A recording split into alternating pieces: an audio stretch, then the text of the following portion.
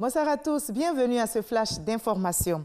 Le président portugais a achevé sa visite de 72 heures en terre ivoirienne hier vendredi.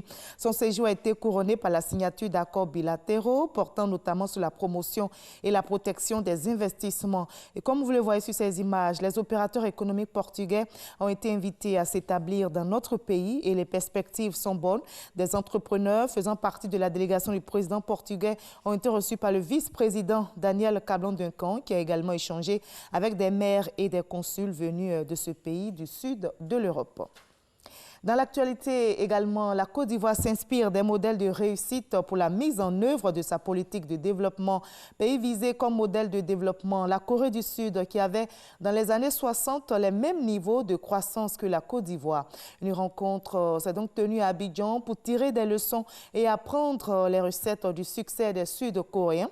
La réunion ouverte hier vendredi par le vice-président Daniel Cablan-Duncan est une initiative de l'État ivoirien soutenue par la Banque mondiale.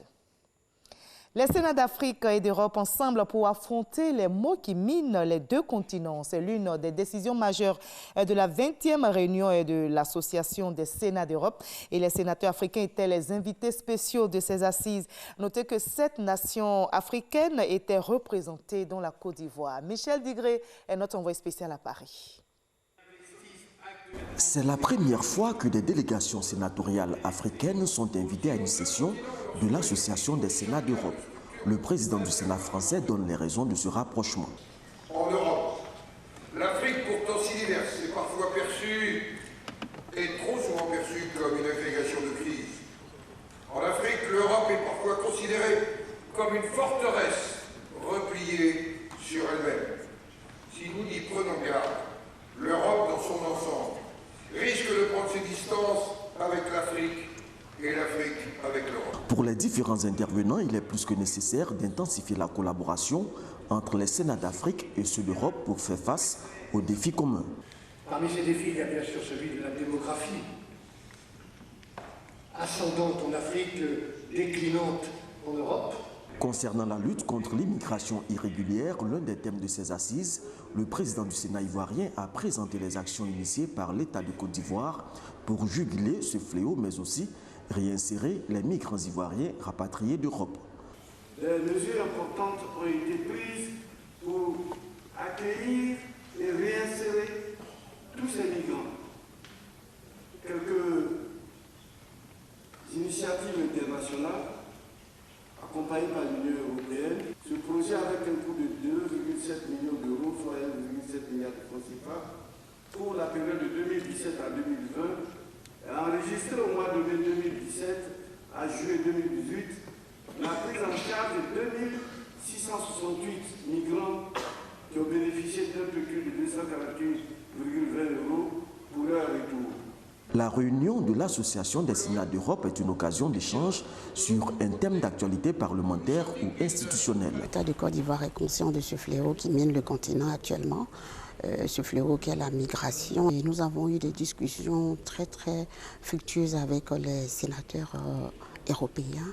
Aujourd'hui, tout le monde est conscient du problème et nous pensons que nous allons trouver des solutions qui vont arranger les deux côtés, le nord et le sud. Exceptionnellement, cette 20e édition a été placée sous le signe du dialogue avec les pays d'Afrique ayant une seconde chambre.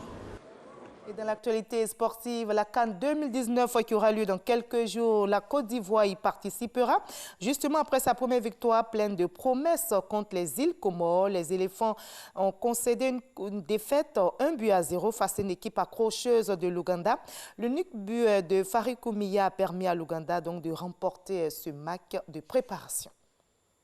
Au moins 8 policiers kenyans ont été tués ce samedi matin dans l'explosion d'une mine artisanale dans le comté de Wagir, à la frontière avec la Somalie. Les policiers étaient en patrouille dans la zone. La patrouille victime de l'engin explosif ferait partie des renforts dépêchés dans la région à la suite des incidents de la veille à Konton. L'attaque a été revendiquée par les insurgés islamistes radicaux Shebab. De l'autre côté du globe, à Hong Kong, après une semaine marquée par des manifestations massives et des violences, le gouvernement annonce la suspension sans délai du projet de loi prévoyant des extraditions vers la Chine. Pékin a affiché ce samedi son soutien vis-à-vis des autorités de Hong Kong après la suspension de ce projet de loi. Pour Éric Florence, directeur du Centre français d'études sur la Chine contemporaine, c'est la preuve que la République populaire de Chine peut reculer face à la contestation locale et internationale. Et nous sommes samedi, n'oubliez pas notre rendez-vous culturel. Nous nous intéresserons aujourd'hui à un ouvrage dédié à l'excellence. Il est intitulé Wuzhou in Côte d'Ivoire. L'auteur est un journaliste et professionnel des relations publiques que vous connaissez certainement.